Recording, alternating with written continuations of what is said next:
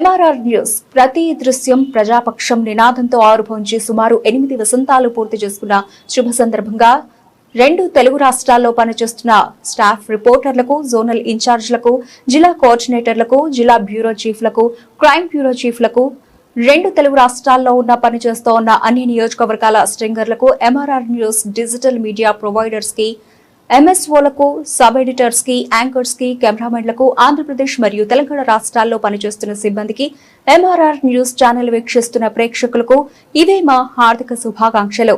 మా ఛానల్ ని వీక్షించండి, లైక్ చేయండి, షేర్ చేయండి, సబ్స్క్రైబ్ చేయండి.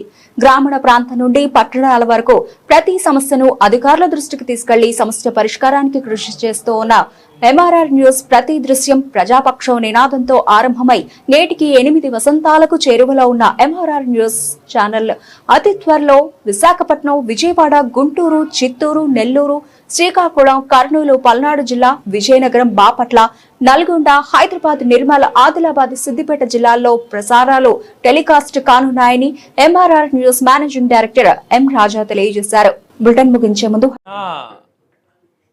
జానీ అనే ఆ బాటిల్ ఇసిరేసిన అబ్బాయి కాడికి పోయి ఒక వీడియో పెట్టేసి, సైదా అతని పేరు, అతను ఏం చెబుతాడంటే మన మాజీ ఎమ్మెల్యే గారు అతను ఎవరో తెలియదంట. అసలు అతను ఎవరో తెలియదు, మా పార్టీ కాదు, ఏం కాదని చెబుతున్నాడు. ఇగో చూడండి ఆయన ప్రొఫైల్, అదిగో మొత్తం అతన్ని వైసీపీ కాదంట. ఆ డైలాగులు కూడా ఉన్నాయి చూడండి. రేపు జైలు నుంచి వచ్చిన తర్వాత మన 2019 అంట వైసీపీ వస్తుందంట, వాళ్ళు చంపుతారంట, టీడీపీ కార్యకర్తల మొత్తాన్ని చంపుతారంట. అది వాళ్ళు చేసే పని. ఇలాంటివన్నీ పెట్టుకొని వాళ్ళని పక్కన పెట్టేసి మా కార్యకర్తలు మంచి, అసలు మా కార్యకర్తలే కాదంటారు, కాసేపు మా కార్యకర్తలు మన కేసులు పెడుతున్నానంటారు. మరి అదేం లెక్కలో 2019-24 ఎన్ని చేశారు మీకు తెలీదా? ఎంతమందిని చంపారు, ఎంతమంది కేసులు పెట్టారు, ఎంతమంది బెదిరించారు, ఇవన్నీ తెలుసుకొని మాట్లాడాల్సిందిగా వైసీపీ కార్యకర్తలకి, నాయకులకి, అందరికీ చెప్తాను.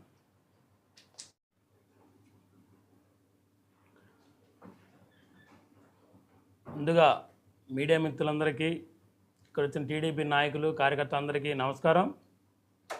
నిన్న చూసే ఉంటారు, మాజీ ఎమ్మెల్యే గారు నిన్న ఒకటి మా ఎమ్మెల్యే మీద ఏదో అవాకు సేవకులు మాట్లాడుకుంటా ఏదో అవినీతి గురించి మాట్లాడాడు.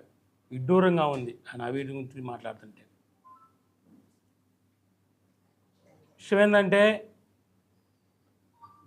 ఈరోజు ఈ టైంలో కూడా వైసీపీ కార్యకర్తలు కానీ, నాయకులు కానీ, వాళ్ళందరూ ఎవరి పని వాళ్ళు చేసుకుంటా, మరి స్థలాలు కూడా ఫ్లాట్లు వేసుకొని ఎవరు వాళ్ళ పని వాళ్ళు చేసుకుంటున్నారు. అదంట నిన్న ఒక మాట అన్నాడు మా ఎమ్మెల్యే గారు జోలకంటి బెమ్మారెడ్డి గారిని ఒక మాట అన్నాడు. ఏమన్నాడంటే, బెమ్మారెడ్డి గారు అంట అవినీతిపరుడు అంట, ఏడో మట్టిలో, మైనింగ్లో, ఎక్కడో వెంచరేసిన కాడ, మరి వైన్స్లలో, మరి ఇది గ్రావులలో, వాళ్ళలో కమిషన్ తీసుకున్నంట. అది ఇడ్డూరం కదా. ఈరోజు మాచెల్ ఎంత ప్రశాంతంగా ఉందంటే ఒక్క బెమ్మానందరెడ్డి గారి ఆయన వల్లే అయింది. ఈరోజు ప్రశాంతంగా ఉంది. మీకు తెలుసు 2019-24 దాకా గత గ్రానైట్ రాయ్ కావచ్చు, మైనింగ్ కావచ్చు, మట్టి తొలకం కావచ్చు, భూ కబ్జాలు కావచ్చు, ఎన్నో చేసింది మీకు అందరికి, జనాలందరికీ తెలిసిందే. ఈరోజు మా బెమ్మారెడ్డి గారు సంక్షేమ అభివృద్ధి ఎంతో మాచెల్లో చేసుకుంటూ పోతుంటే మీకు అది నచ్చట్లేదేమో. ఈరోజు ఆయన ఎంత కష్టపడుతుండో జనాల మొత్తాన్ని తెలుసు, ప్రజల మొత్తాన్ని తెలుసు. మంచినీళ్ళు కొద లేకుండా చూడాలి, ఇంటింటికి కుళాయి తీసుకురావాలనే ఒక ఆలోచన. మాచెల్లో చుట్టుపక్కల మట్టి రోడ్డు ఉండకుండా సిమెంట్ రోడ్డు ఉండాలి, ఎక్కడ ఎవరికి ఇబ్బంది లేకుండా ఉండాలని చేయడం కూడా జనాలందరికీ తెలిసిందే.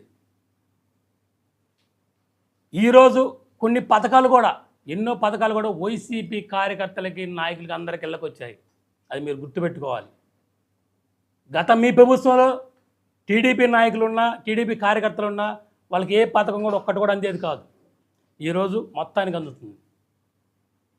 ఎక్కడ గొడవలు లేకుండా లేకుండా ప్రశాంతం జరుగుతుంటే ఈరోజు మీరు మాట్లాడటం అనేది అది కరెక్ట్ కాదు. మరి అవినీతి అంటారు, అవినీతి ఎక్కడ? విషయం బెమ్మారెడ్డి గారు ఎక్కడైనా అవినీతి జరిగితే ఒప్పుకునే రకం కాదు. ఆయన మాచర్ల నియోజకవర్గాన్ని ఎంత డెవలప్ చేయాలి, అభివృద్ధి చేయాలి అనే ఆలోచనే కానీ వేరే ఆలోచన లేదు. ఇది మీరు మాట్లాడటం కరెక్ట్ కాదు. ప్రజలే మీకు బుద్ధి చెప్పారు, మళ్ళీ కూడా చెప్తారు, అది గమనించుకోవాలి. ఇలాంటి అనేటప్పుడు మనదేంది, మనం 2019 నుంచి 2024 మనం ఏం చేసామని ఆలోచించుకొని మాట్లాడాల్సిందిగా కోరుతున్నాం.